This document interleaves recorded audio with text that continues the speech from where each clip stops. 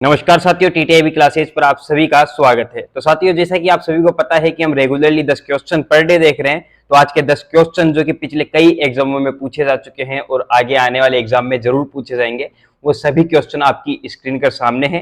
तो साथियों, सबसे पहले क्वेश्चन में हम सभी से पूछा गया है साथियों, प्रतिरोधक के अंतरराष्ट्रीय रंग कोड के अनुसार। ठीक है, मतलब साथियों एक सारणी होती है जो कि मैंने आपको बखूबी याद करा रखी है, जिसे हम काबुला, नापी, हनीबे, सस्तु, चौको के हिसाब से मैंने आपको वो याद करवाई थी। ठीक है, तो उसके अंदर साथियों बैंगनी जो रंग होता है साथियों, उसका जो साथियों प्रतिरोध में जो संख्या होती है कौन से नंबर पर आती है, हमें ये बतानी है। तो साथियों यहाँ पर वो सारणी के लिए देखिए, सबसे पहले आता है काला रंग। ठीक है, सबसे पहले आता है काला रंग साथियों, फिर आता है भूरा रंग का भू। ठीक है, फिर आता है लाल रंग लाल, फिर आता है नारंगी। ठीक है, काबुला, नापी, फिर आता है पीला। ठीक है, फिर आता है पीला, हनीबे है, नीला, बैंगनी, मतलब हरा, नीला, बैंगनी। साथियों इसका मान 0 होता है, इसका मान 1 होता है, इसका मान 2 होता है, इसका मान 3 होता है, इसका मान 4 होता है, इसका मान 5 होता है, इसका मान 6 होता है और इसका मान 7 होता है। बैंगनी रंग का पूछा गया तो बैंगनी रंग का जो मान है साथियों 7 होता है। तो ऑप्शन नंबर डी बिल्कुल राइट हो जाएगा, 7 हो जाएगा। इसी के साथ साथियों नेक्स्ट क्वेश्चन है। नेक्स्ट क्वेश्चन में हम सभी से पूछा गया है साथियों, कार्बन प्रतिरोध का की पावर रेटिंग कितनी होती है। साथियों जो कार्बन प्रतिरोध होता है कितने पावर रेटिंग तक बनाया जाता है, हमें ये बताना है। साथियों ऑप्शन नंबर ए बिल्कुल यहाँ पर राइट हो जाएगा, 1/8 वाट से 2 वाट तक ये बनाया जाता है। कितने वाट तक बनाया जाता है भाई? 1/8 वाट से 2 वाट तक ये बनाया जाता है। ऑप्शन नंबर ए बिल्कुल राइट हो जाएगा। इसी के साथ नेक्स्ट क्वेश्चन है। नेक्स्ट क्वेश्चन में हम सभी से पूछा गया है साथियों, देखिए नारंगी लाल भूरा तथा स्वर्णीय रंग जो होता है साथियों, ये बैंड होते हैं, इसका प्रतिरोध का मान हमें बताना है। तो साथियों सबसे पहले तो इसके लिए हमें क्या होना जरूरी है, सभी के मान ध्यान होना जरूरी है। साथियों यहाँ पर जो नारंगी के लिए जो मान होता है साथियों, नारंगी के लिए 3 होता है। कितना होता है भाई? 3 होता है। और साथियों यहाँ पर रेड के लिए जो मान होता है 2 होता है। और यहाँ पर साथियों जो ब्राउन के लिए जो मान होता है साथियों, भूरे के लिए जो मान होता है वो साथियों 1 होता है। कितना होता है भाई? 1 होता है। और इसी के साथ साथ ये जो गोल्ड है, यहाँ पर जो सुनहरा, ठीक है, यहाँ पर जो स्वर्णीय, मतलब स्वर्ण का मतलब क्या होता है साथियों? सोना। ठीक है, तो सोने का रंग साथियों यहाँ पर 5% होता है। ठीक है, तो अब इनसे इनके हिसाब से हमें एक रेजिस्टेंस निकालना है। और साथियों यहाँ पर जो पहली 2 होती है, पहली 2 लाइनों को साथ में लिख देते तो 3 और 2 मिलाकर 32 हो गए, 32। और साथियों यहाँ पर इंटू, ठीक है, इंटू, तो यहाँ पर ये जो 1 है ना, इसको 1 नहीं लिखेंगे भैया, यहाँ पर इसको 10 की घात 1 लिखेंगे। ठीक है, 10 की घात 1 लिखेंगे और प्लस माइनस 5% आ जाएगा साथियों। ठीक है, प्लस माइनस 5%। क्यों? क्योंकि साथियों जो स्वर्णीय होता है, स्वर्णीय के अंदर जो लास्ट वाली लाइन होती है, ठीक है, उसको हम प्लस माइनस के अंदर दर्शाते हैं और वो प्रतिशत में भी आता है, प्लस माइनस 5% हो गया। अब इसको सोल्व कर लीजिए। जब इसको सोल्व करते साथियों तो यहाँ पर हमारे पास 320, ठीक है, 320 और साथियों प्लस माइनस 5%, प्लस माइनस 5%, ये हमारे पास क्या हो गया साथियों? ये हमारे पास रेजिस्टेंस का मान हो गया। और ये साथियों हमें दिखाई दे रहा है ऑप्शन नंबर सी के अंदर। ऑप्शन नंबर सी में ये बिल्कुल राइट हो जाएगा साथियों। ऑप्शन नंबर सी को बिल्कुल राइट कर लीजिए।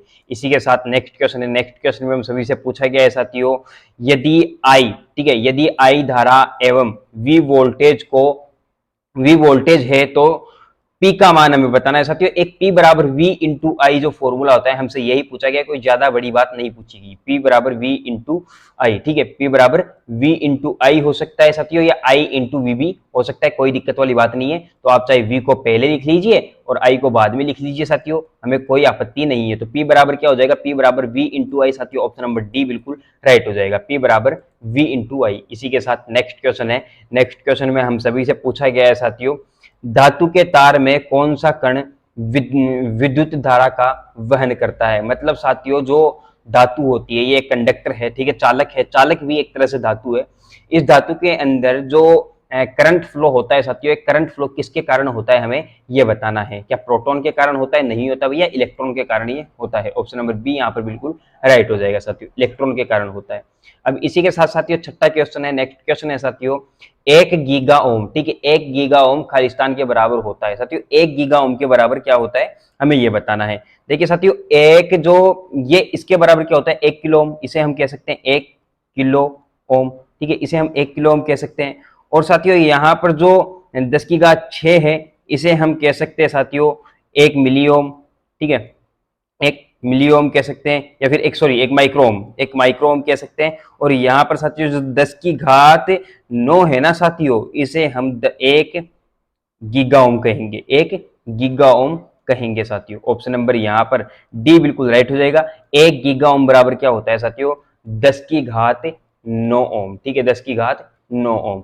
तो साथियों इसी के साथ नेक्स्ट क्वेश्चन है। नेक्स्ट क्वेश्चन में हम सभी से पूछा गया है साथियों 50 हर्ट्ज पावर आपूर्ति के संबंधित आवर्ती है, सॉरी अवधि है, मतलब साथियों जो 50 हर्ट्ज है कितनी देर के अंदर फ्लो होती है। तो साथियों इसके लिए जो टाइमिंग के लिए जो सूत्र होता है, टाइमिंग के लिए यहाँ पर जो सूत्र माना गया है साथियों वो होता है 1/फ्रीक्वेंसी। क्या होता है भाई, 1/फ्रीक्वेंसी होता है। तो साथियों इसके अंदर जब हम मान रखेंगे तो फ्रीक्वेंसी हमारी 50 होती है, तो 50 हमने रख लिया, ठीक है, फ्रीक्वेंसी हमारी 50 होती है। और जब इसको सोल्व करेंगे ना साथियों तो टी बराबर हमारे पास क्या आ जाएगा 0.0, ठीक है, 0.02 सेकंड, 0.02 सेकंड हमारे पास है यहाँ पर आ गया। अब साथियों इसे हम क्या कह सकते हैं, इसे हम क्या 20 मिली एम्पियर कह सकते हैं। तो आप कहोगे कि सर बिल्कुल हम इसे 20 मिली एम्पियर सेकंड कह सकते हैं। तो साथियों 20 सेकंड नहीं होगा, 50 सेकंड नहीं होगा, 50 मिली सेकंड नहीं होगा, 20 मिली सेकंड यहाँ पर बिल्कुल राइट हो जाएगा।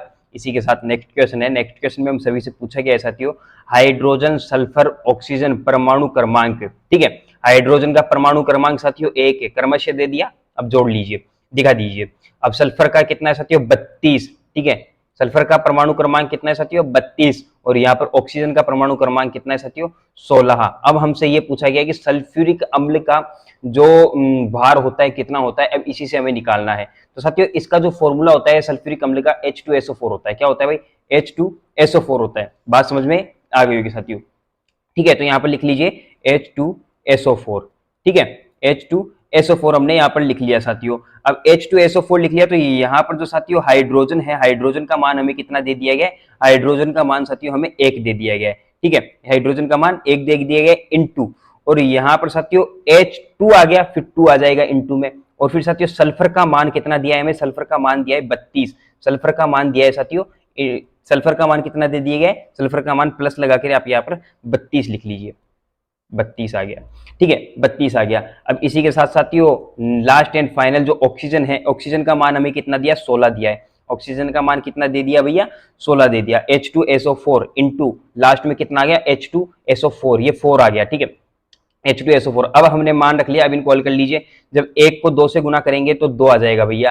ठीक है, और यहाँ पर प्लस आ जाएगा, फिर साथियों 32, ठीक है, फिर 32 आ जाएगा, किसका मान है सल्फर का मान 32 आ गया, फिर प्लस आ जाएगा साथियों 16 को जब 4 से गुना करेंगे तो साथियों यहाँ पर कितना आ जाएगा 16 का जब करके देख लीजिए एक बार 64 आना चाहिए, ठीक है, 64 आ जाएगा, तो यहाँ पर ये 64 आ गया। अब जब साथियों इन सभी को हम प्लस करेंगे तो हमारे पास जो संख्या आएगी ना साथियों वो आएगी, देखिए 2 2 2 4, टोटल आ जाएगा यहाँ पर 98, ठीक है, टोटल यहाँ पर कितना आ गया साथियों 98। तो हमें पूछा गया था सल्फ्यूरिक अम्ल का मान, वो कितना हो गया साथियों 98 हो गया। तो ऑप्शन नंबर कौन सा है भैया, ऑप्शन नंबर डी यहाँ पर बिल्कुल राइट हो जाएगा, ठीक है, 98, सल्फ्यूरिक अम्ल का मान 98 हो जाएगा। अब इसी के साथ नेक्स्ट क्वेश्चन है। नेक्स्ट क्वेश्चन में हम सभी से पूछा गया है निम्न में से कौन सा यांत्रिक सप्लाई प्रक्रिया है, मतलब साथियों निम्न में से कौन सी यहाँ पर यांत्रिक सफाई की प्रक्रिया है। जैसे कि साथियों कोई भी धातु है, कोई भी धातु को जब साफ किया जाता है,